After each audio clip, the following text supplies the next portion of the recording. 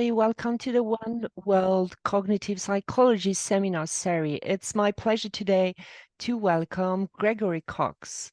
Today, Brooke McNamara will be our moderator. Greg is going to present his talk about integrated representation in perception and memory illuminated by neural and behavioral dynamics.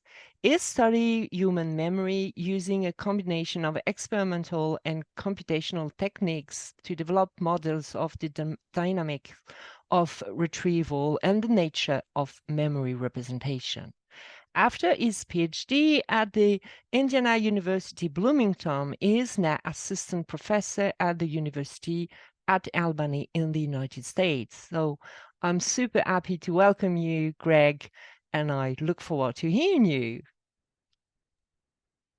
Oh, thank you. And just let me share my screen here. No. Yeah, right.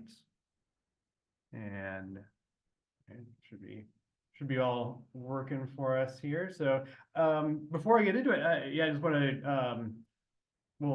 to thank everyone involved in organizing the One World seminar, which is a really generous opportunity that they've given me to join the sort of group of very illustrious speakers that have graced this virtual stage before. So I will hardly pretend to be on the level of many of the folks that have been here before, but I hope that this will be an interesting and informative discussion. And in addition to thanking Valerie for that kind of introduction, as well as all the other folks involved in making all this happen, I want to thank everyone attending today in virtual form, and if you're watching a video recording of this later, thank you for doing that too. Welcome.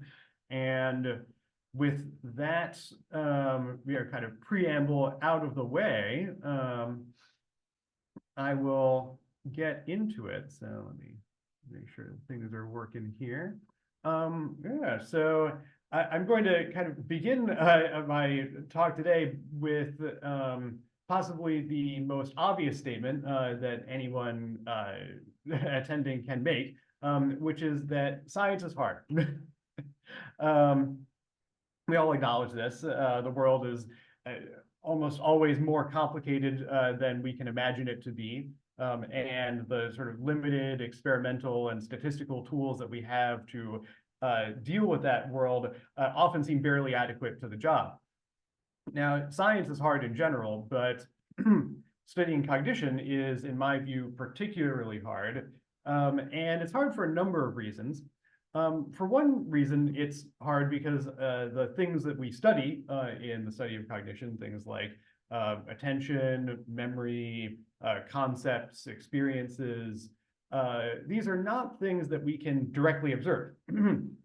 We have to make inferences about them only indirectly based on how people act in different experimental conditions. So there's often a problem then that what we can observe, the available data that we can collect, it tends not to be sufficient to constrain our theories of cognition. Studying cognition is also hard because there are many different ways to explain cognition. Cognition can be explained in terms of different, as David Marr said, different levels of representation. So in particular, Marr had the idea of basically kind of three main levels of description that could apply to any particular theory of cognition. So on the one hand, we might explain some aspect of cognition in a functional sense, in the sense of kind of a solution to a decision problem where we have to figure out what is the goal of the system and what information is available to the cognitive system to sort of achieve that goal. We can also explain cognition in an algorithmic sense. An algorithm kind of describes how the relevant information for a task is represented, as well as the nature of the processes involved in transforming those representations into a decision and action in the end. Finally, we can explain cognition in an implementational sense. And by that, I mean particularly a description of the kind of physical hardware, the neurons that actually implement a cognitive algorithm. And so while all science is hard, explaining cognition is particularly hard because on the one hand, it's hard to constrain our theories of cognition using available data. And on the other hand, theories of cognition can be posed at different levels of explanation. So it can be hard sometimes to figure out how those different levels of explanation should be related to one another. So I think then that one way of describing these kind of challenges in developing theories that allow us to understand cognition is that understanding cognition involves confronting a challenge of integration. A theory of cognition needs to integrate data from multiple sources in order to get sufficient constraint in order to pose the theory in a testable way. But understanding cognition also requires integrating those different levels of description because we can have different kinds of explanations that are sort of more easily posed at different levels. Actually, while we're on that point, I should point out that David Marr described those three levels of description that I just enumerated. The late philosopher Daniel Dennett, who just passed away recently, also had this view, in particular the idea of having different stances in which we can understand or explain different aspects of cognition. And so integrating those different levels of description is another major challenge in developing our theories and understanding of cognition more broadly. Now, at the risk of maybe being a little bit meta, as they say, integration is the general theme and topic of my entire talk here, not only in the sort of meta-scientific sense that I've just described, but also as an object of study unto itself. In other words, integration as a cognitive process. Because performance in a wide variety of domains requires that information from multiple sources be combined to form an integrated representation that can guide decision and action. So just to give some examples, we have to integrate percepts of individual letters to form a representation of whole words. We can integrate perceptual representations of different pitches into integrated representations of, say, like a chord or a melody. We can have parts of objects that need to be integrated with one another in order to form a holistic representation of that object.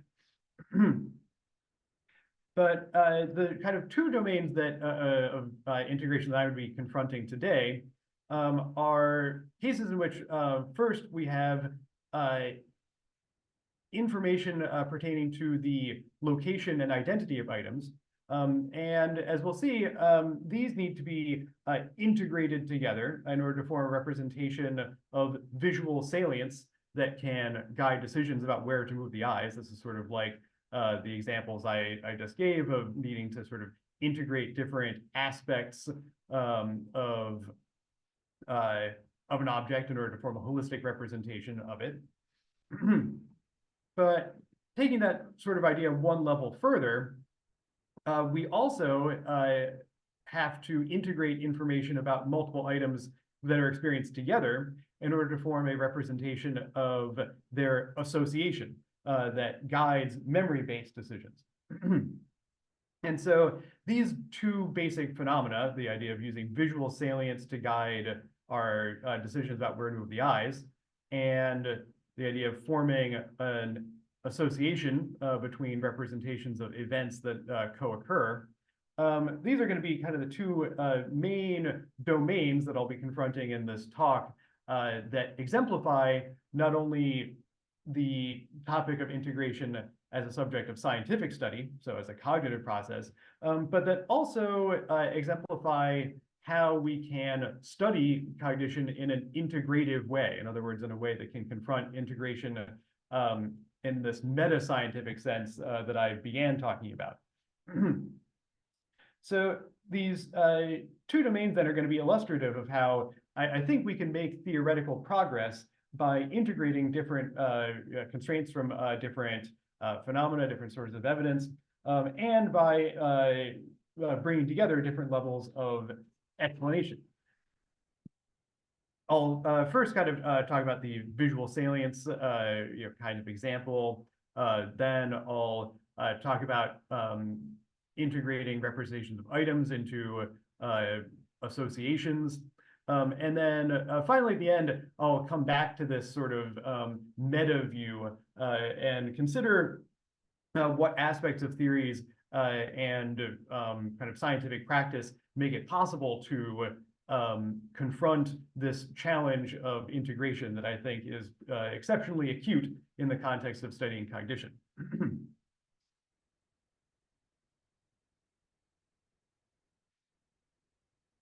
So that was all pretty high-minded, I suppose, relatively abstract. So let's make things much more concrete. Let's consider a concrete scenario that involves integration of the kind I was just describing as an object of study, as a cognitive process. So this is actually a photo of the produce aisle in my very own grocery store. And we may be confronted with a situation like this. We've got a produce aisle, and we'll be looking for the zucchini. So many of you probably have already found the zucchini, but what do we mean by zucchini? Well, to find the zucchini in this sort of crowded visual environment, you need to have in mind what features are consistent with the target of your search. In other words, what features are consistent with something being a zucchini. So these would be things like shape or color. Now, part of what makes the search problem difficult, of course, is that there's a lot of distractors in this produce aisle. As we say in the lab, as you increase set size, so the number of items in the display, the harder it is to find any single target among all of those different distractors. Of course, another thing that makes this challenging is that there's similarity between many of those distractors and the target. So if you're looking for the zucchini, you'll probably be looking for things that have a similar shape, as well as things that have a similar color. So some things that might sort of initially fool you into thinking, ooh, they might be a zucchini, are things that are, say, like green, because they share that same color. So maybe the Brussels sprouts over here, if you weren't really looking at them very closely, it might fool you into thinking like, oh, maybe the zucchini's over there. Say these corn husks, maybe they're over there. Shape may also play a role. So you may notice the yellow squash here is a kind of similar shape to zucchini. Of course, it's a good thing that there are no cucumbers in this particular aisle because those are similar to zucchini in both shape and color. But in the end, what you need to do is decide where you're going to move your eyes, decide where that target is on the basis of what we often refer to as the salience of each of these potential target locations. So for each of these vegetables here in this aisle, how likely are they to be a zucchini? And on that basis, you'll need to direct your gaze toward the area that you think is probably most likely to contain the zucchini. Now, there's been a number of prominent theories of how people perform this kind of visual search task. And in particular, despite the fact that it is often difficult due to the presence of distractors and the similarity of distractors to the target, we're able to make that decision. We're able to decide where to move our eyes in a fairly short amount of time, usually within just a couple seconds at most. So this is a decision, but it's a decision that happens very quickly and on the basis of a lot of cognitive processing that happens more or less kind of under the hood without necessarily our conscious awareness. And the theories that have been developed in this domain to explain why, how search happens and why set size and similarity make it difficult generally agree that determining salience and then using that to figure out where to move your eyes requires integrating information about location, so where things are, and identity, so what things are, where identity in this case is defined by the features of the items that are present in any particular location.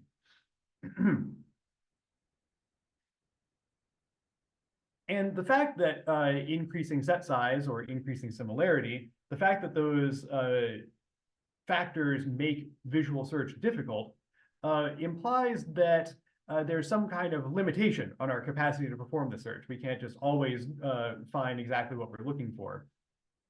We have to engage some effort. We have to construct an integrated representation that combines information about location, where things are, and identity, what things are.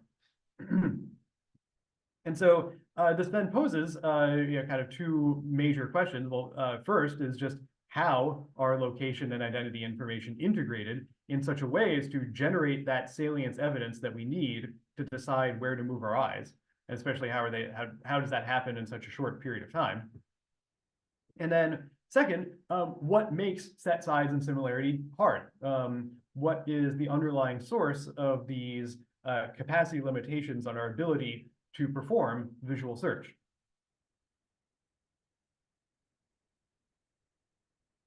To address those questions, I've been very fortunate to work with a number of brilliant collaborators here, shown in these various nice photographs here. Some of them may be a little bit out of date, but they look pretty good.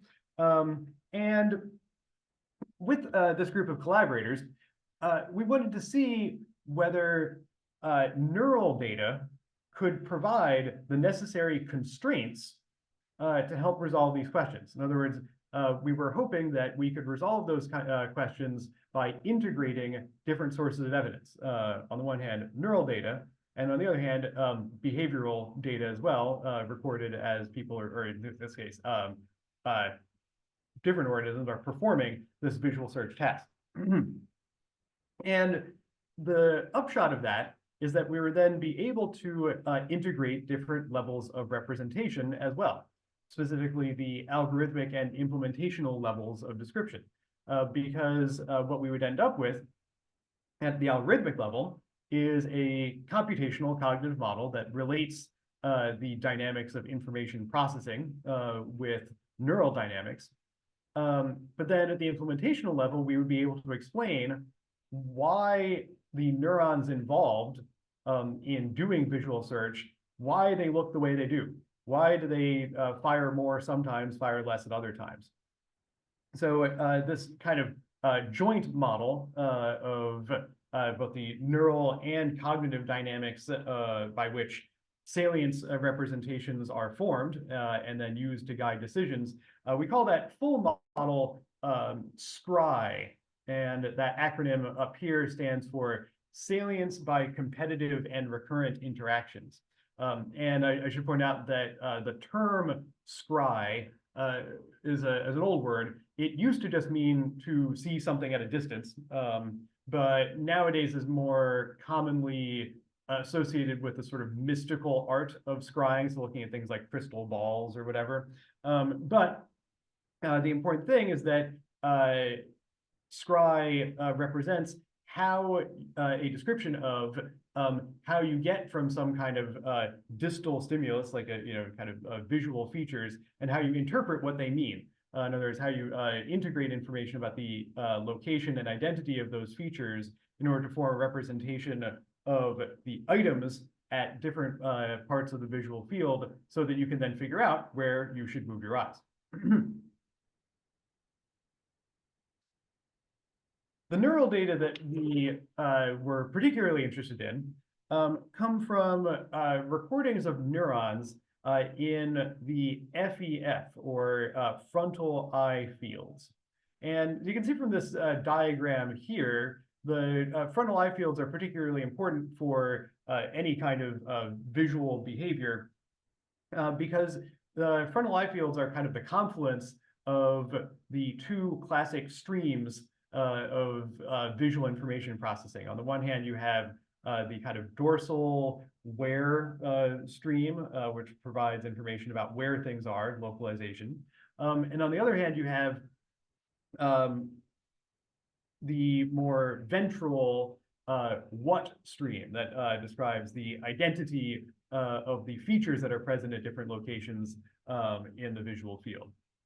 And so frontal eye field is where those two streams kind of come together, where they meet. And so this is why we were particularly interested in neurons in that brain region.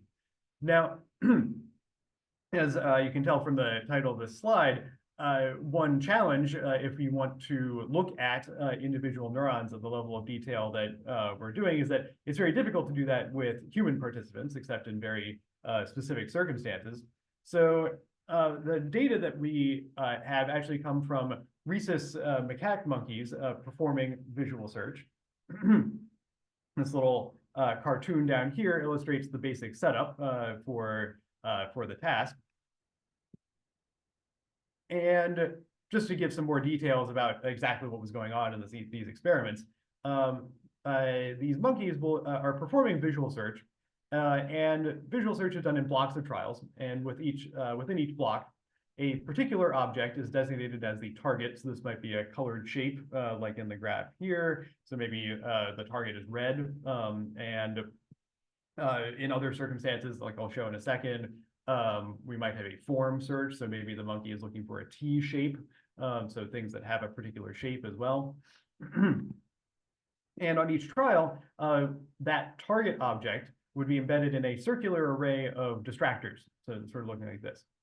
So you might think of the red thing as sort of our zucchini, and the green things around, those are like the other vegetables in the produce aisle. And all the monkey has to do in order to get a little juice reward, that's what this little part of the diagram here is to direct their eyes, make a saccade, from a central fixation point to the target. And therefore, since the monkeys are usually quite good at finding the target, so their accuracies are very high, the main behavioral outcome in this case is their saccade response time. How long did it take them to eventually move their eyes to the target? But at the same time, we are recording the spiking activity of individual neurons in that frontal eye field. So what's remarkable about these data is that we are getting a millisecond by millisecond picture of exactly what these neurons are doing while the monkey is actually performing the visual search task. So we can get a picture of exactly what role these neurons are playing as the monkey is actually doing a kind of complete cognitive task. So frontal eye fields contain, broadly speaking, two basic types of neuron that are relevant for visual search. On the one hand, they contain movement neurons. So movement neurons in frontal eye fields, this is sort of an example of some of their spiking activity in different conditions. These movement neurons, they kind of look like accumulators. So from the start of a trial, they might just sort of sit at some baseline level. And then at some point, they start to ramp up their activity. And as soon as that activity reaches a threshold, that is when a saccade happens. Now, different FEF movement neurons have different, what we call movement fields, basically different regions to which you can move your eyes have their own population of movement neurons. And so since these movement neurons are acting sort of like accumulators, what is happening is that there's basically a competition or a race between different populations of FEF movement neurons. Whichever ones win the race first, whichever of these movement neurons kind of hit their threshold soonest, they determine where you're going to move your eyes. So if these FEF movement neurons are acting like accumulators, so if you pretty much always make a saccade within about 20 milliseconds after these reach their threshold, There's a very strong causal connection there. If these are acting like accumulators, what are they accumulating? Well, there's a different class of neuron in the frontal eye fields, being broadly referred to as visual neurons. And these neurons generate the evidence that gets accumulated by these movement neurons. So these visual neurons are what we think represents a kind of visual salience. And this is what we're going to be explaining with this scry model. So this graph here kind of shows a characteristic pattern that FEF visual neurons produce in a visual search task.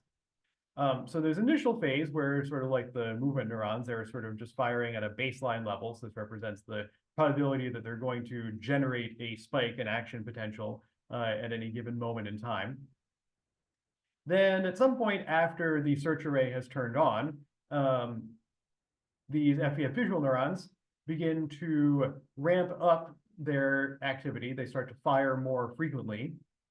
And they fire more frequently regardless of whether the thing in their receptive field is a target, so like blue thing here, if you're looking for a T among L's, or whether it's a distractor. So that's shown red here, like like this L here. Only in their third phase of activity do the FEF visual neurons begin to fire differently depending on whether the object in their receptive field is a target or a distractor. Specifically, if it's a target, if there's a target in their receptive field, excuse me, the neuron will continue to fire at a relatively high rate. But if it's a distractor that's in its receptive field, its fire rate will gradually decay or kind of drop to a lower level over time. And so this sort of third phase then is the critical period where these FEF visual neurons are providing evidence about where you should move your eyes, because the ones that fire more are probably the ones that represent a target item. And these graphs here show that it is really that third phase that primarily differs as a function of either set size, so going from set size 2 to 4 to 8 here, as well as similarity. So if we have like green among red, that's sort of an easy search. The distractors are very dissimilar from the target. Whereas here, if we have like green versus sort of different green, now the FEF visual neurons are firing at a very similar rate depending on whether it's a target, the green thing, or a distractor, that kind of off-green thing in its receptive field. And again, to summarize, as search gets more difficult, that third phase of the visual neuron activity looks more similar for targets and distractors. And as we'll see, this then has downstream consequences for how you decide where to move your eyes.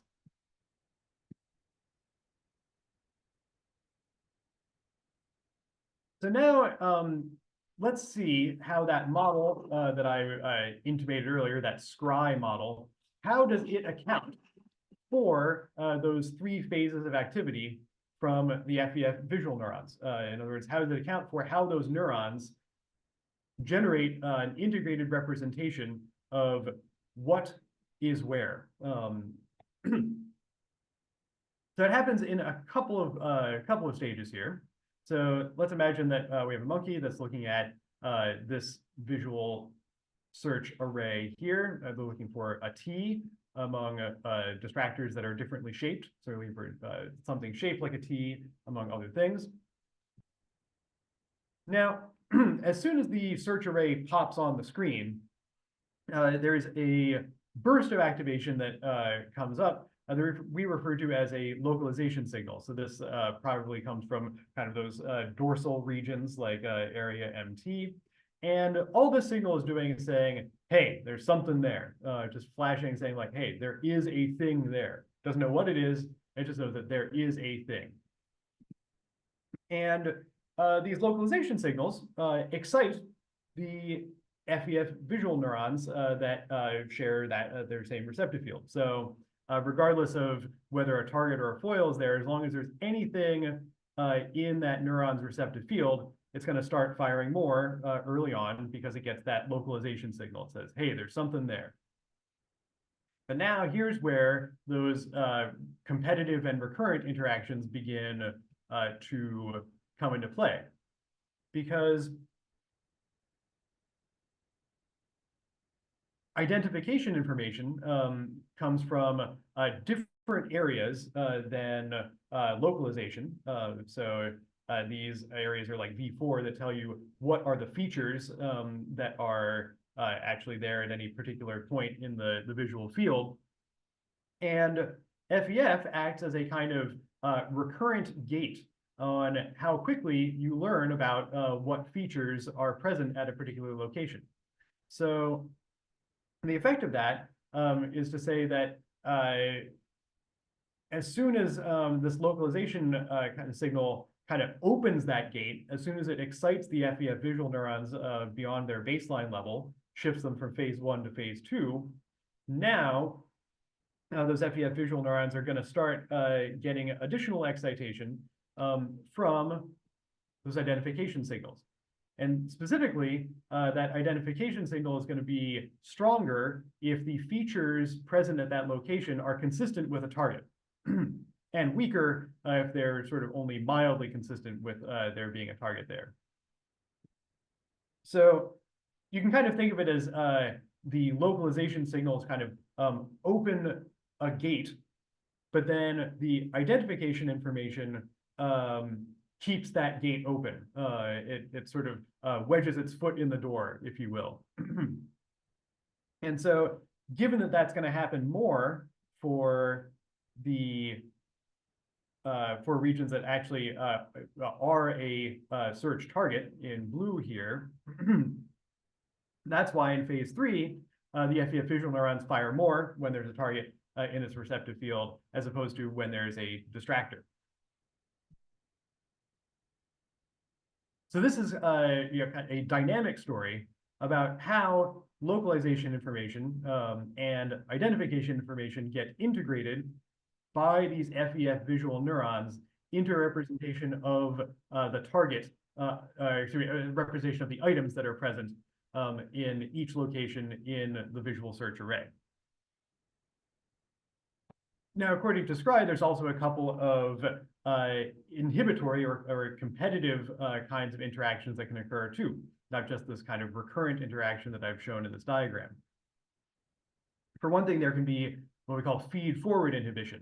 So what counts as excitation for one region may count as inhibition for the other. So, for example, X here was very strong.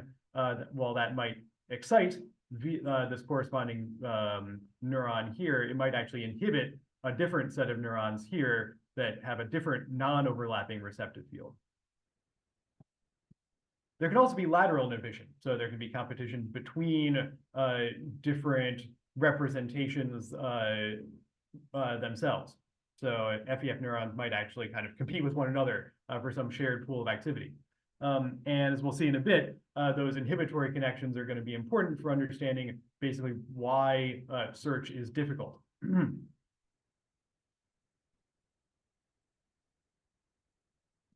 So for example, this simulation of Scry here shows how it responds when there's a set size of 8.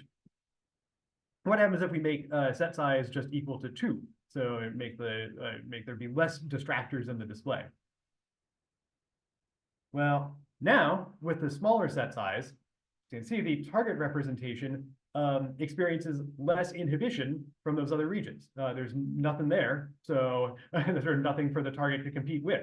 And as a result, the target representation in blue is easier to distinguish from representations of any distractors that might be in the display, the smaller you make the set size. On the other hand, if we keep the set size at 8, but now make the distractors more similar to the target, so we make the features of the distractors more similar to what you would expect to see on the basis of a target, well, now you can see that that results in distractors getting some identification kind of excitation that is comparable to the identification excitation that you get for a target, representing the fact that this identity information depends on the features of the items that are present at any particular location. And as a result, you end up with more inhibition of that target representation from all those kind of competing distractors.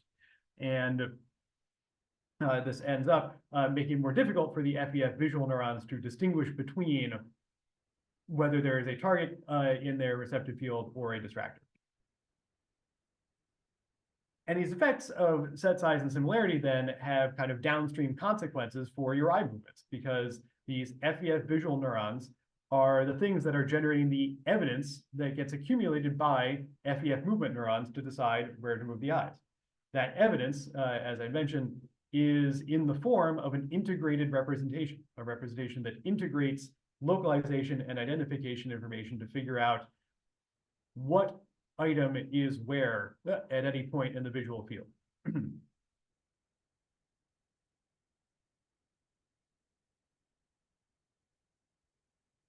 So the scry model that I just described for you makes predictions about the millisecond by millisecond spiking activity of individual FEF visual neurons. And one thing I want to emphasize before we delve into everything on this graph here is that, as you can kind of see just by scanning across the different sets of plots, so these are 6 different FEF visual neurons. Although all these neurons are sort of qualitatively similar, they show that same 3-phase pattern that I described for you earlier. Quantitatively, they all look rather different. There's quite a bit of diversity and idiosyncrasies among this population of FEF visual neurons. So this is a form of integration that I guess I didn't emphasize as much earlier on, but you can think of another challenge of integration being to integrate different sorts of individual variability. In this case, individual variability at the level of individual neurons. And although yeah, these are only 6 examples of scry in these kind of smooth lines, fitting the moment by moment spiking activity of the observed neurons, that's in these kind of squiggly lines here, across our entire sample of 94 FEF visual neurons, scry ended up accounting for an average of about 87% of the variance in these spike rate functions that I'm showing you here. So this is already some good news, because it means that the scry model is able to account for the individual and idiosyncratic nature of all of these FEF visual neurons using a relatively constrained set of mechanisms of recurrent and competitive interaction.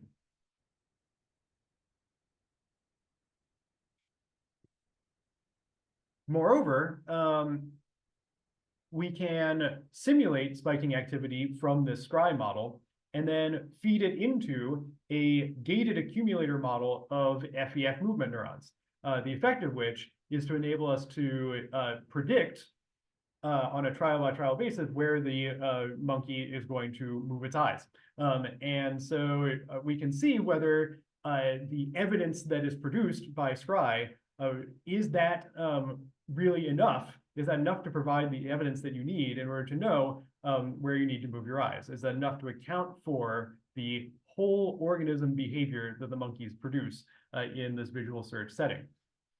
And as we can see here in the central graph, so each plot here represents a different monkey. The top 2 monkeys are doing a form search where we vary set size. The bottom 4 here are doing visual search for color and based on differences in similarity between the distractors and the targets. Across all these different conditions, scry is able to reproduce in pretty close quantitative detail the details of the response time distributions produced by the monkeys in each of these conditions.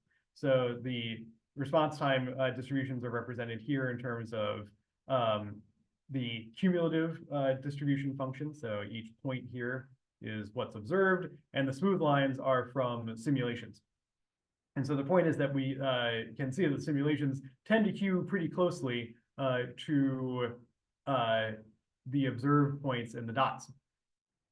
So the upshot of this is that Scry isn't just accounting for the dynamics of these individual neurons, it's accounting for their computational role when it comes to generating the evidence that gets accumulated in order to decide where to move your eyes when performing visual search. Now, those diagrams I showed you of Scry a few minutes ago, there's admittedly a number of moving parts in the model. And one advantage of being able to fit a model like Scry to data from individual neurons is that we can systematically excise different combinations of mechanisms from the model and ask whether it can still produce a good fit to the neural activity. And in so doing, we can, for each kind of combination of mechanisms that may or may not be present in Scry, we can derive a weight that represents how well that combination does at accounting for neural dynamics relative to all other possible combinations of mechanisms that we might include in Scry. So this graph here shows the top 20 such combinations.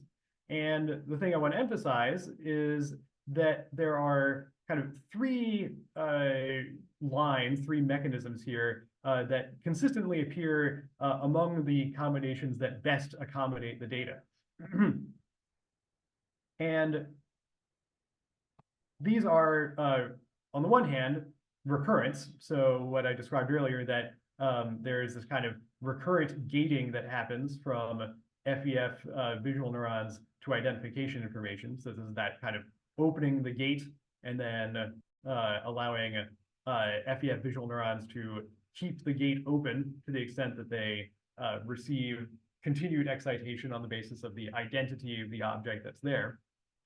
But then also feed-forward inhibition turned out to be the most crucial sort of competitive interaction for understanding what makes all these search situations different and difficult.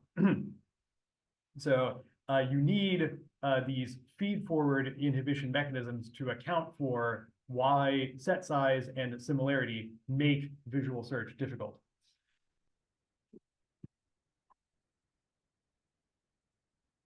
Now, that may seem like kind of an abstract conclusion, and of course, in many ways it is. But that abstract conclusion actually directly addresses the two questions that we started out with.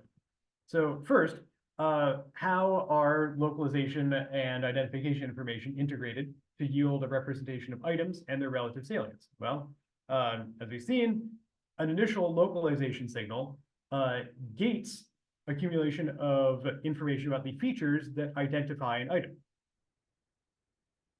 That's the story of Scry. And that kind of basic mechanism is sufficient to account not only for the moment-by-moment activity of individual neurons, but also for the whole organism behavior. It explains not just what the neurons are doing at any moment in time, but also why the monkey eventually made the decision that it did. And as a result, this model, Scry, is capturing how FEF visual neurons generate the evidence for decisions about where to move the eyes. The second question I mentioned was about capacity limitations. What makes set size and similarity such a challenge when you're performing visual search?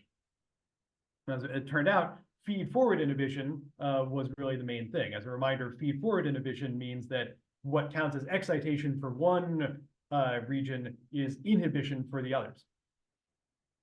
And it's interesting that this particular form of inhibition came about because it's actually intimately related to the construct of normalization.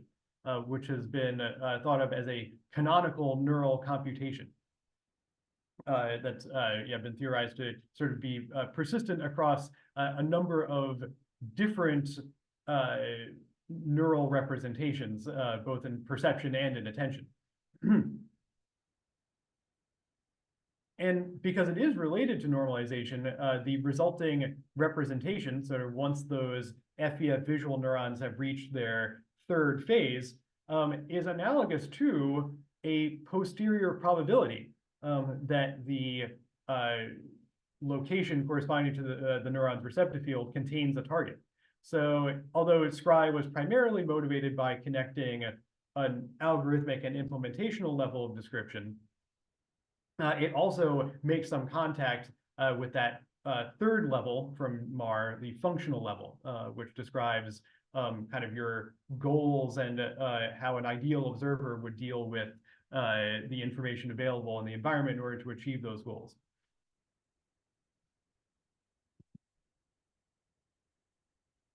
So I've kind of given Scry as an example of a theory of integration that itself embodies the kind of meta-scientific goal of integration. So it confronts integration in both the ways I described at the beginning. And in particular, it integrated constraints from different sources of evidence. So we have integration of neural data, the moment-by-moment spiking activity, as well as behavioral data, the monkey's saccade response time, in order to provide valuable constraint on this theory, Scry, so that it could be tested and used to derive predictions. Now, what's interesting about this is that the constraints kind of go both ways, because what we end up with Scry is something that we wouldn't have been able to have without those constraints. It's a theory framed in cognitive terms that nonetheless accounts for details of neural activity.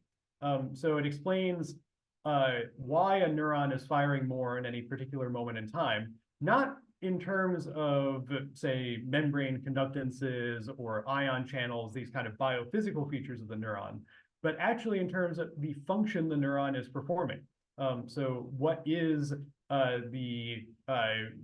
what are the features present in that location that are being integrated in order to derive the salience representation that emerges from FEF visual neurons? It's an explanation of neural data in cognitive terms.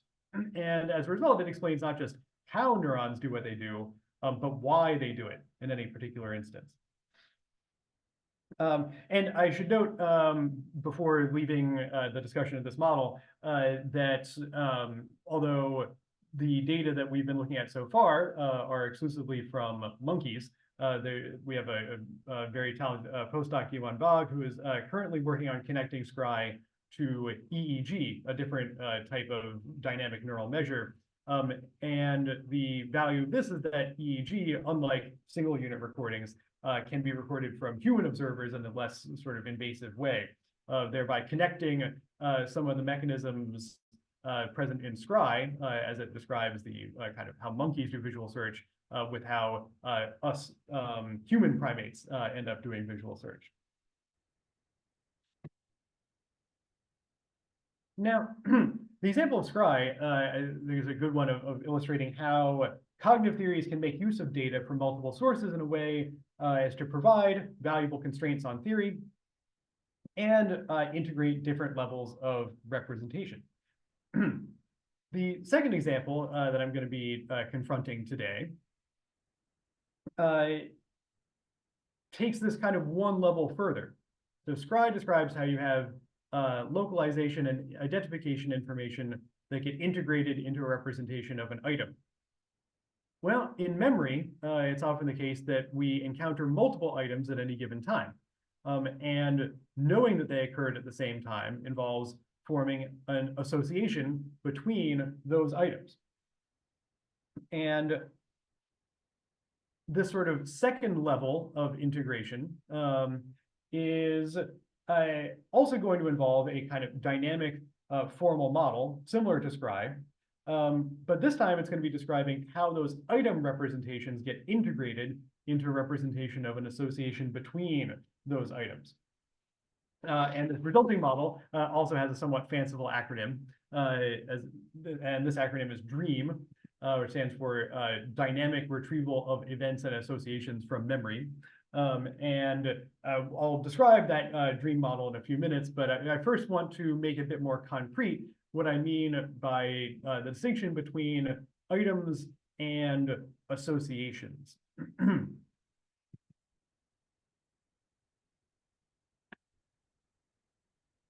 So imagine that instead of looking for a zucchini in the produce aisle, like we started with in the first part of the talk, you experience a zucchini as part of a series of dishes served in a meal. So maybe in the first course, you have a caprese salad, and that consists of tomatoes and mozzarella. In the second course, you have a dish that consists of salmon and zucchini. The components of each dish that you ate, tomato, mozzarella, zucchini, salmon, those components are referred to as items. And the fact that they occurred, or that particular ingredients occurred together as a single dish, that is referred to as an association. Now, just like how identification and localization information need to be integrated to form a representation of a whole item, like where the tomato is, where the mozzarella is, whatever. Those item representations now have to be integrated to form that association that reflects the fact that they occurred together.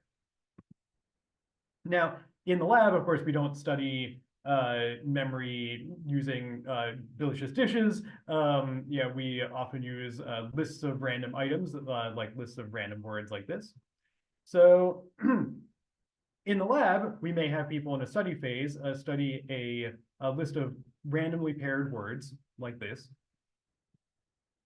And then afterwards, if we show them a single item, we can ask them to say, was that one of the items that you encountered in that study phase? And to the extent that you're able to make that distinction between things you did and did not see in that study phase, then that's indicative of item memory, your memory for the items that you've experienced in a particular context. And I should make that clear that what we're talking about here is episodic memory. So we're not asking whether you've seen words like wire or star ever. We're just asking whether you saw them in the specific context of a designated kind of study phase. So this would be an item recognition task.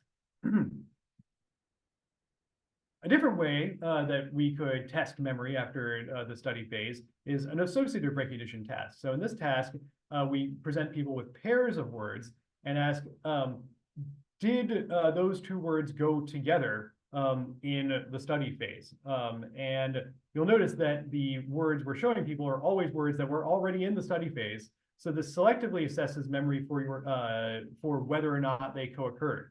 So in the context of this kind of meal example I showed earlier, an intact pair might be zucchini and salmon, but a rearranged pair might be tomato and salmon. So if you have good memory for associations, you'll know that the tomato and mozzarella went together and not the tomato and salmon. Now, it's the case that, it may not be so surprising, that people tend to be slower and less accurate at doing associative recognition as opposed to item recognition. And although these recognition tests are only one way that we can study memory for items and associations, they kind of give a nice pure measure of the quality of each of these types of memory. And so the fact that there are these big performance differences between item recognition and associative recognition has been viewed as support for the idea that maybe there's something qualitatively different about associative representations in memory and how they're retrieved relative to representations of individual items in memory and how they are retrieved.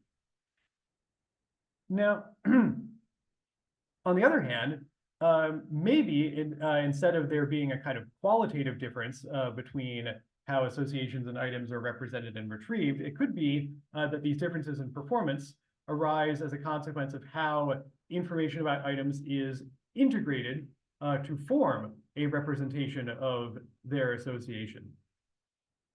And that account of how information about items is integrated to form that representation of their association, that account is at the core of this dream model that I introduced a few minutes ago. So let me describe that model, and then we'll see how it applies to the situation I just described of item and associative recognition. So the dream model is based on the retrieving effectively from memory, or REM model by Schifrin and Stivers. So you can maybe begin to see that dream is a bit of a pun on that name. And according to both REM and dream, memory for individual events is represented as a set of traces in memory. So you have one trace for each kind of item event that you experienced during the study phase. And these traces consist of a set of features. And these features are exactly like the ones that we were talking about in the context of visual search. So things like color or shape, things like that. These features, though, come from different sources. So they're of different types. So some features are context features. These are features of sort of the environment around you. And they help to kind of distinguish between events that occurred in a particular context, like a particular study event, from traces formed in other contexts, so in prior life history, for example. So there are those kind of features. There are also item features. These are, again, things like we were just discussing about like form, shape, color, the perceptual characteristics of items, as well as their semantic characteristics. So meaning features for words. But then finally, there are also associative features. And these associative features, as you may notice, are shared between traces of items that in fact co-occurred. And they're different between pairs of items that didn't co-occur. The reason for that, as we'll see in a few seconds, is that associative features represent conjunctions of item features. So any given associative feature represents a conjunction of two item features, one from each item. And so as a result, the associative representation formed via that kind of conjunctive process is an integrated representation that merges or combines the memory traces that are formed when between things that you've encountered at the same time. Oh, and before I go on, I should point out that we assume that encoding of all of these features into memory is often incomplete and error prone. So even though I haven't really showed this in this diagram for simplicity, it is the case that these features may be encoded with some error, or in some features may just fail to be encoded altogether. Now, if you're, say, in an item recognition task, just like how salience in Scry was a function of whether the identification information matched that of the search target, recognition in Dream is based on the degree of match between the traces in memory and one or more probes of memory. And those probes have to be dynamically constructed over time. And we assume that actually the same dynamic process occurs whether you encounter something in a test trial, like in a recognition task, or in a study trial. Let's imagine you see the word hunt. So that's a word that you did, in fact, study during that study phase. Well, at the very beginning of that test trial, before anything gets presented, this is sort of like that first phase of the FEF visual neurons. All you've got right now are just the features of your current context. And so that's going to activate traces in memory that contain matching context features, so things that occurred recently primarily. Activation in this model is in the form of a likelihood ratio. So basically, a trace is more active to the extent that it's more likely that it matches the probe than that it matches anything else. We don't need to go into the details of the math for the purposes today. I just want to point that out. The degree of activation depends on the number of features that either match or mismatch between what's in the probe and what's in any particular trace. And memory strength or familiarity is the average activation of all traces that are at least above a certain minimal threshold amount. And decisions about whether or not you think you saw something in a particular context are made by tracking changes in that memory strength from the very beginning of the trial. In other words, they're based on tracking how memory strength either increases or decreases from its initial baseline level as a function of what you learned about that probe item. In other words, as a function of what you are able to encode in terms of its features. Let's see how that works out.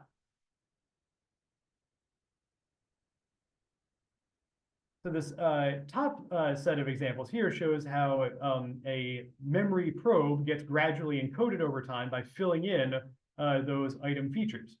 And because the features that enter into the probe do in fact match one of the traces in memory for hunt, on average, activation is going to increase from baseline, and it's going to eventually hit a decision bound. And this decision bound collapses over time as a function of how complete your probe is. So basically, it's a way of enabling you to make an educated guess if it takes you a really long time to accumulate features and you haven't yet made a decision. But as soon as you hit that upper boundary, you'll say, yes, I think I saw that thing before. On the other hand, if we had a probe like star, you'd still be accumulating features of that item, but because none of them match features, at least consistently match features of the items that you did experience in this context, on average, memory strength is going to go down. The more you learn about that item, the less familiar it seems. And eventually it's going to hit a lower decision bound, at which point you would say no. Now, on any given trial, that trajectory of memory strength or familiarity is going to be noisy. It's going to depend on exactly how well each of the traces in memory were encoded, as well as the timing and order with which different features arrived in the probe. And so overall, that variation in the shape of these trajectories, we can then predict an entire distribution of response times. This is similar to what we saw with the monkeys. So what we can do with this model DREAM is derive a joint prediction, not only of whether or not you recognize a particular item in a particular recognition task, but also how long it takes you to do that.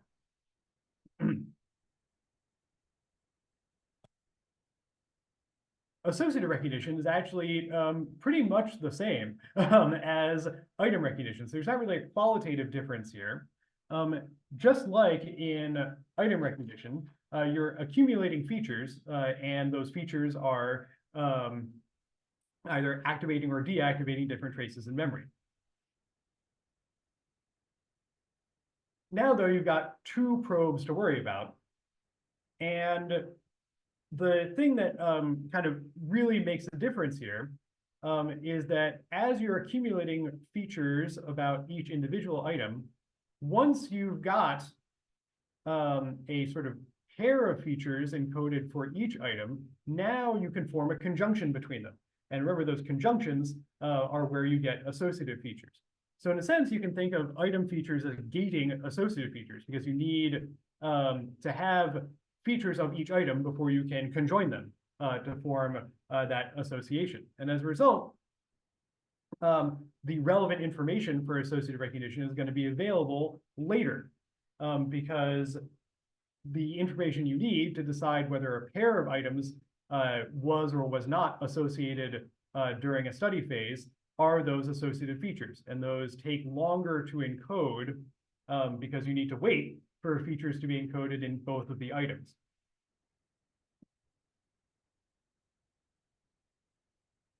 And so this then sets up the question, is that difference enough to account for these big differences in speed and accuracy between item recognition and associative recognition? Is this difference in how the relevant features are encoded, the dynamics by which those features are encoded, is that enough to explain the difference in performance between these two different tasks?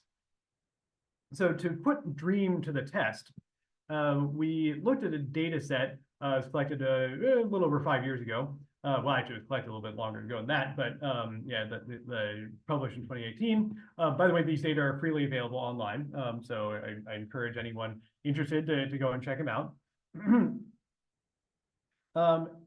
And just like how we fit Scry to the data from 94 individual neurons, now we're going to fit DREAM to the data from 453 individual participants that took part in this experiment. These data were part of a larger study in which we had a bunch of different memory tasks, and each task began by studying a list of 20 word pairs, similar to the example I showed you before. Participants didn't know until after the study phase how they would be tested, and that's important because it means that people had to rely on the same memory representations regardless of the task they ended up with. And so what we can do is observe how the same person used the same memory representation in two different ways. In one way to perform item recognition, and the other way to perform associative recognition. And so this then provides some valuable constraints because it means that the same model has to jointly account for performance in both tasks, in the same way that Scry had to jointly account for the behavior of the whole monkey and the activity of the individual neuron. So is DREAM enough to account for performance in both tasks, which only differ in how the relevant information, whether item information or associative information, is integrated over time? So here I have two sets of plots that show observed versus predicted performance for each of those 453 people I mentioned. Each task here is, if we go from left to right, and here we have the probability with which you say something is old or new. So probability of just saying, yes, I think I saw that before. And here we have your median correct response times down here. Now, what are these two different plots? They look pretty similar. We've got different, they're accounting for pretty similar levels of variance in each of these different outcome measures across each of these different tasks. Well, the model on the left is a model in which, unlike DREAM, those associative features could just occur at any particular time. So it's fully unconstrained. That model we can think of as kind of a stand-in for models that assume there is a kind of qualitative difference between how these two types of information, item and association, are represented and retrieved. The set of plots on the right are the predictions from DREAM, from the model I just described, where associative features are constrained by the dynamic process of forming conjunctions between item features. And the fact that these things look pretty similar means that essentially what we've done here is kind of a test of a null hypothesis represented by DREAM versus an alternative hypothesis represented by this kind of unconstrained model. And the fact that the model fit is just as good for DREAM as it is for the unconstrained one. It tells us that DREAM's account of the kind of cognitive dynamics in this domain are sufficient to account for the diversity of performance across individuals and across tasks. So to be a bit more concrete, about 89%, 403 out of 453 people in this experiment were best fit by DREAM as opposed to this kind of fully unconstrained model on the left. So providing, again, some good evidence that the theoretical account from DREAM is sufficient to explain what's going on in these two different tasks.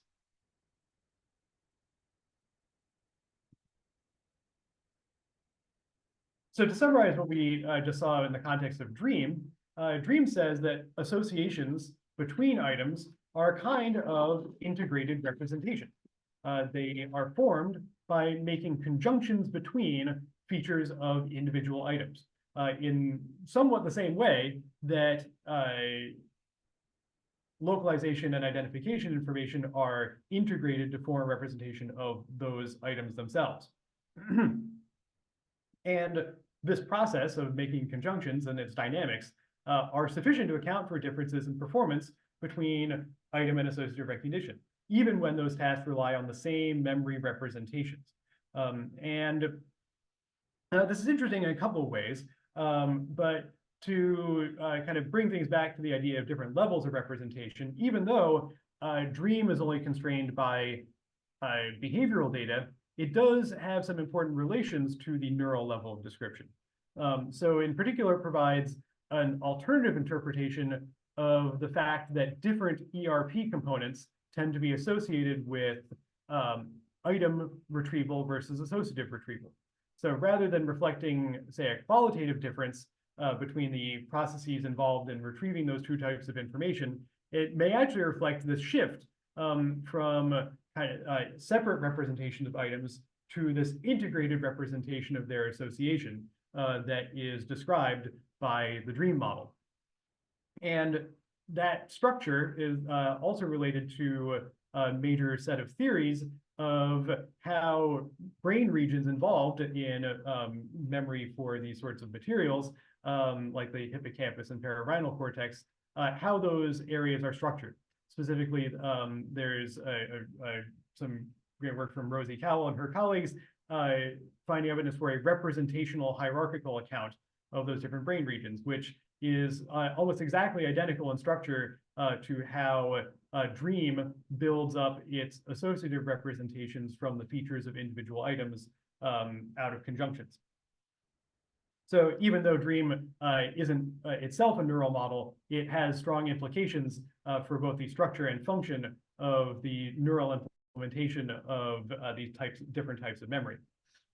It also sheds some light on other kinds of results related to these types of memory. So in particular, it explains how item and associative information can be retrieved in parallel and interact with one another. So Amy, Chris, and I had some really cool data that illustrates that exactly that sort of thing happens. And that's something that would be difficult to explain if, for example, they had to, item and associative retrieval had to occur, say, in like a strict serial order, as might be implied by some theories.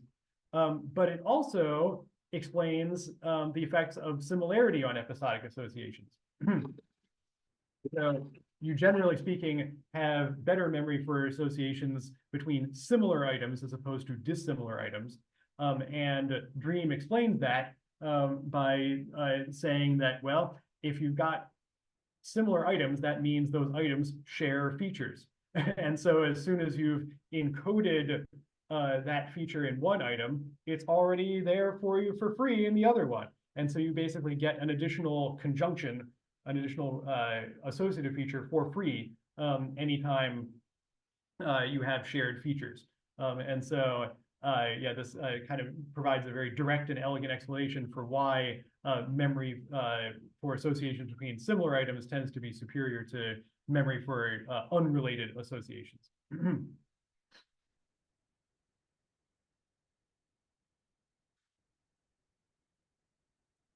So I've now described two kind of big theories in two different domains, both of which confront the challenge of integration. And they confront it in two different ways. They confront the challenge in a scientific way. So this is the idea of how do we understand how integrated representations are formed in order to guide decision and action. So we saw how Scry explains that process in visual search, and we saw how Dream does that in recognition memory. But both of these models also confront the challenge of integration in the meta-scientific sense that I started this talk with, because both models involve integrating constraints from multiple sources and integrating different levels of representation. or excuse me, levels of description.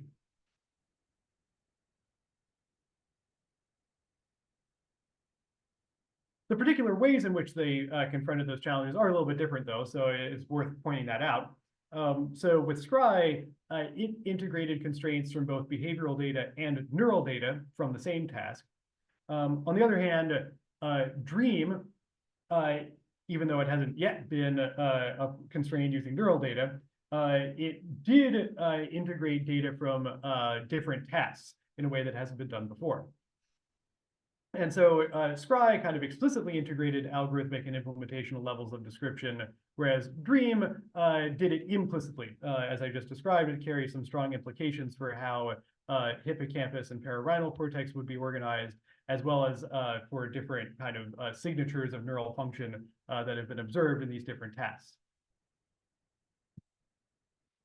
But an important commonality between both these models is that they are dynamic. They describe an entire trajectory of cognitive states over time that intervene from a kind of initial stimulation, the onset of a search array or the presentation of a recognition item, all the way up to when you make your decision about where to move your eyes or whether you think you've seen something before. And so in that way, they're similar to categories of models that are now being very widely applied that describe the dynamics of decision-making in terms of evidence accumulation. So I'm thinking in particular models like Ratcliffe's diffusion model or the linear ballistic accumulator model from Brown and Heathcote. But the thing that distinguishes models like Scry and Dream from those evidence accumulation models is that evidence accumulation models are models of that. They say how you accumulate evidence in order to make a decision, but what they don't do is explain where that evidence comes from. Scry and Dream account not just for that accumulation of evidence to make a decision, but they also explain the generation of that evidence.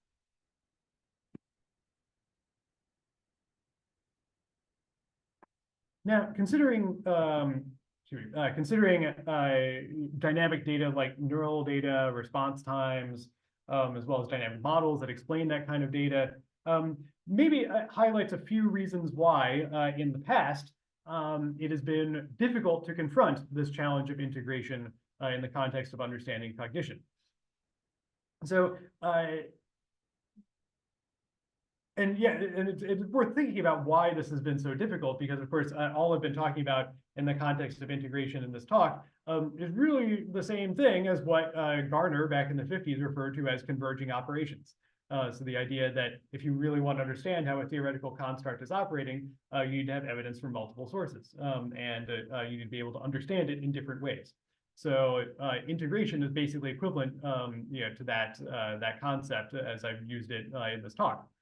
So why haven't we been able to do it since Garner described this idea of converging operations in the 50s? Well, part of it is probably due to technological limitations. So historically, it's been difficult to collect the data that we need to constrain theories in the way that we saw Scry and Dream constrained. Whether that's behavioral, so even response time data was sort of difficult to collect in a rigorous way until relatively recently. As well as, of course, neural data, which has also been difficult to collect in a sustainable way until relatively recently. There's also been, until recently, pretty severe computational requirements on the ability to simulate, test, and fit cognitive models like Scry and Dream that I've described today. So technically, it's been hard in the past to kind of confront this challenge, because it's been hard to get the data you need, and it's been hard to explore the models that you would want to build. But beyond those technological limitations, I think there's also some kind of sociological limitations to our ability to do this kind of integration. So from throughout the history of psychology, there's been a kind of tendency to eschew theory in favor of a kind of pure empiricist approach. Of course, the behaviorists were most well known for this. But more recently, sort of similar kind of manifestation of that tendency has been in terms of a tendency to focus on effects that are defined within a specific task context, as opposed to a focus on the theories and causal mechanisms that would explain how those different effects might actually arise from a shared set of underlying causes. And finally, I think there's also just a general tendency in science to prefer reductionistic explanations, to prefer explanations that avoid kind of high-minded concepts and instead look to the physical instead. And I think these drives toward kind of more empirical approach, focusing on effects, preferring reductionistic explanations, I think actually in some ways those are well justified in the context of psychology, because as we talked about at the beginning, understanding cognition is hard because our objects of study are not observable. So it makes sense to want to be cautious with our theories and to try and reduce or ground our theories in things that can be more easily observed than things like attention or memory, which are sort of only indirectly observable. But I think going into the future, not only will these kind of technological barriers to integration be easier to surmount, I hope that the kind of sociological limitations will also kind of be alleviated. So technologically speaking, computing, of course, is only getting better over time. And that's going to certainly lower the barrier of entry for building different cognitive models, testing them, simulating them, fitting them to data. And for example, even a rather poetic example of this is that modern neural network models can even be trained to perform many of the kind of complex calculations involved in fitting cognitive models of the kind I described today. So like I say, it's kind of interesting kind of full circle, kind of account there. And of course, on the neural front, there's been incredible advances in our ability to record from individual neurons, with modern multi-electrode arrays being far superior to the kinds of recordings that we were able to do in the context of the scry work that I described earlier for you now. And all of those advances are going to, I think, enable better integration. So, for example, one thing I didn't do today, which you're probably all thinking of, is, well, why not try and integrate scry and dream if they kind of have this hierarchical kind of relationship? Well, I haven't done it, but for those of you interested in progress along similar lines, I encourage you to check out work by Emily Weichert and her colleagues in the context of attention and categorization. So again, similar kinds of domains where these cross-level integrations really are starting to begin to happen. Now, as it becomes easier to collect more and more data and to do more and more computation, I think that is actually going to undermine this kind of reductionistic tendency that has been present in psychology, because data don't speak for themselves, especially as they grow more complex. So just like we saw in the context of scry, I would like to think that top-down constraints from other levels of description, are going to be necessary in order for us to understand, to figure out what's most important about the great wealth of data that we're collecting, both behaviorally and neurally. And so I think that cognitive models are going to be necessary to understand this kind of glut of neural data that we currently have and that we continue to collect. And from a kind of sociological standpoint, the fact that there is now an entire field called model-based cognitive neuroscience that's devoted to using cognitive models in this way suggests that there's kind of a shift in the appreciation of the need for constraints from multiple levels in order to understand cognition in all of its kind of diverse glory. So with that, well, I think that explaining cognition, like all science, is hard. I think that it is a challenge that we can and must meet. And we can meet it because we've got the technology and the data that we need to integrate different sources of evidence to constrain our cognitive models that integrate different levels of representation. But we must meet it because, in my view, such integration is the only way that we'll be able to come to some kind of shared understanding of cognition and all the ways that it manifests both across levels and across people and across tasks. So with that, I want to thank you all for your time, as well as to thank the many collaborators I've had for all of the work that I've shared today, as well as my great colleagues and students who here at the University of Albany who've supported my work and are going off and doing their own, even more exciting work. So you'll get to hear from them, I'm sure, in the future, a lot of these students. So again, I will thank you all for your time and for the opportunity to get to speak to you all at the seminar. Wonderful. Thank you so much for that. We have some questions in the Q&A, and hopefully there'll be time for a few more. So anyone who hasn't posted a question out there in the audience, feel free to go ahead and add it to the Q&A. I did see one person that had a raised hand, so if you want to add to the Q&A, please do so. Okay, so the first question says, Grossberg, 1969, 1970s, derived the normalization property from the shunting short-term memory equation, which you're using a variant of, but also explained salience as a property computed in the interblob stream. So the math is the same, but the data are from different regions. How can one be certain that FEF is the salience governor in the system when the same basic dynamics have already been shown to account for salience, yet explain this using data from earlier parts of the stream? No, that's a really good question. And I guess there are kind of two aspects of that. One is that it's an important point that kind of the same mathematical model can describe kind of different sorts of things.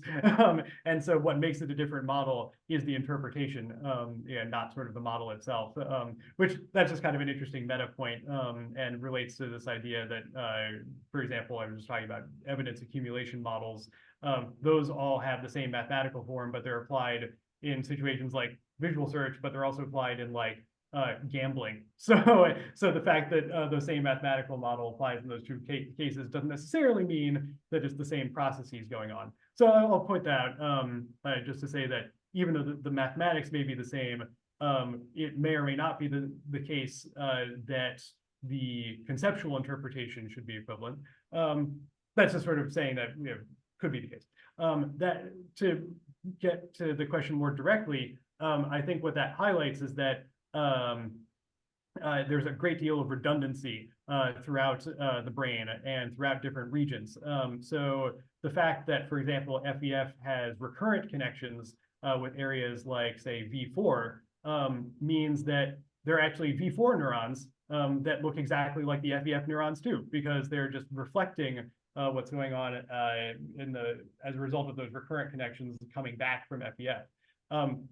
Similarly, there are neurons in superior colliculus that look exactly like the movement neurons that we measured from FEF. So I'm not claiming that FEF is the only region that any of these sorts of information processing representations can arise. But I am saying that it is to the extent that those representations exist in different regions, I think they are describable in terms of the same underlying cognitive dynamics.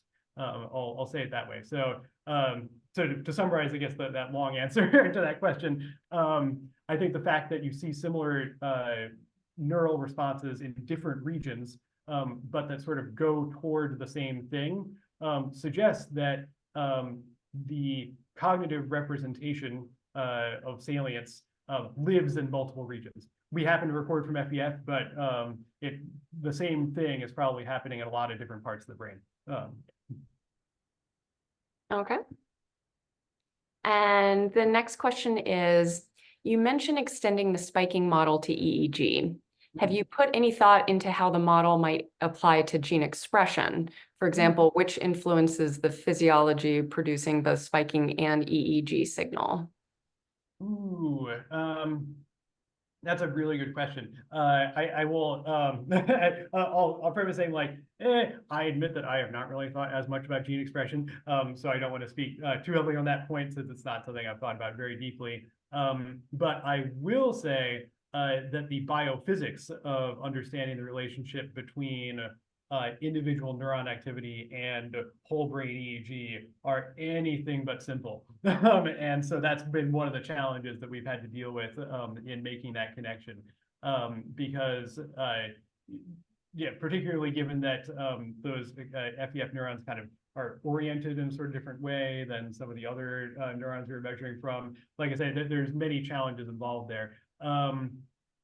And so in lieu of answering that question myself, I will point to the fact that there's a number of really talented mathematical biologists working in Florida, whose work we are kind of relying on to explain that connection between the individual neuron activity and the kind of whole brain EEG.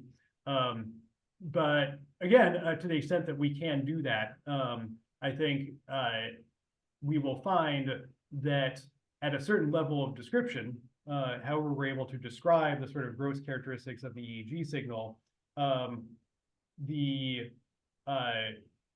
trajectory of states that the EEG signal goes through over time will mirror, to an extent, the set of states that are revealed with the individual unit recordings from FEF as well. So again, I think there is going to be a correspondence. It's going to be a correspondence between kind of states that are described at different levels, either states at the individual neuron or state described at kind of the whole brain level. But yeah, I freely admit that I'm no expert in the biophysics that actually connects those two levels of description. So yeah, but it's a great question. It's yeah, really important to consider. So. Great. So as of right now, those were the two questions. Again, there was a person who had their hand raised. So if anyone wants to jump in, I want to give it a second so that we don't lose anybody about to hit submit.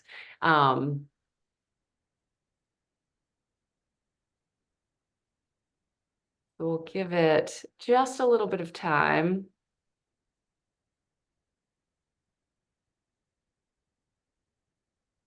But if nothing comes in, then do you want to wrap it up with a take-home message? What would be the last thing that you want to impart to the audience? Yeah, that's a great question. Yeah, so I guess the take-home message that I would hope to convey is that these kinds of dynamic cognitive models like Scry and Dream, not only do they describe what I think is a important cognitive phenomenon that we need to understand, which is how we form representations that integrate different sources of information in order to guide our decisions and actions. They also are the tools we need to integrate different sources of evidence in a meta-scientific sense. So to integrate different constraints coming from different data modalities, as well as constraints coming from different kinds of tasks. And in so doing, we'll be able to construct explanations of cognition that are more comprehensive and that bridge those different levels of representation or levels of description that Mar pointed out. So, and I think the time is right for even more of these models to sort of be developed and grow. So yeah, so I'm excited less by what I talked about today and more by what other people are going to come up with in the future using these similar sorts of techniques. So so again, thank you very much for your time, and I'm looking forward to seeing where things go. Wonderful, fascinating. We all really enjoyed your talk, and thank you for being the penultimate speaker of the series for this academic year. So if everyone could join us next month on May 22nd for our final One World seminar of the season. It will be Leah Fosdick who will be speaking about different perceptual strategies and auditory processing. Thank you, everyone. See you next month.